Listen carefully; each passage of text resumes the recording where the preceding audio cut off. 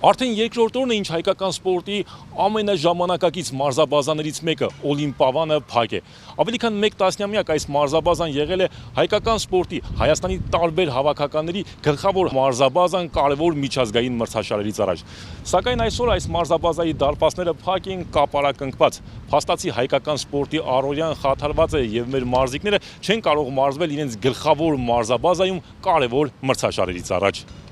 Գագիկ Ծառուկյանի անձնական միջոցներով կառուցված Օլիմպիավանը վաղուց դարձել է հայկական սպորտի դարբնոցներից մեկը։ 2016 թվականից այստեղ մարզվում են մեր բոլոր տարիքային հավաքականները։ Օլիմպիավանի պայմանները միջազգային բարձր չափանիշներն ունեն։ Այդ պատճառով աշխարհի ու Եվրոպայի առաջնություններից առաջ այստեղ իրենց վերջին ամենակարևոր ուսումնամարզական հավաքներն են անցկացնում մեր հիմնական մարզաձևերի գրեթե բոլոր ներկայացուցիչները։ Աշխարհահռչակ մարզիկները նույնպես այստեղ իրենց հարմարավետ են զգում։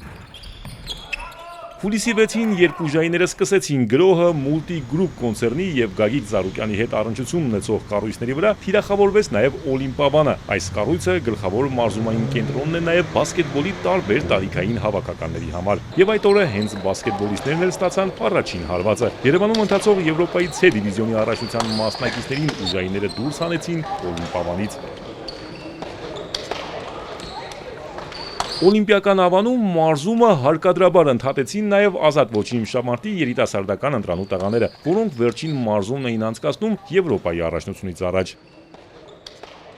Առաջիկա օրերին նախապատրաստական կարևոր փուլը Օլիմպիավանում պետք է անցկացներ նաև ծանրամարտի Հայաստանի կանանց հավաքականն ու ըմշամարտի պատանեկան ընտրանին։ Օլիմպիավանը Երևանի միակ պրոֆեսիոնալ սպորտային բազան է, որն ունի գերհագեցած մարզադահլիճներ, լավագույն մարզասարքերով համալրված ֆիթնես դահլիճ ու լողաբազան։ Այստեղ տարբեր մարզաձևերով մարզվում է 1000-ից ավելի երեխա։ Հիմա խաթարված են նաև նրանց պարապմունքները։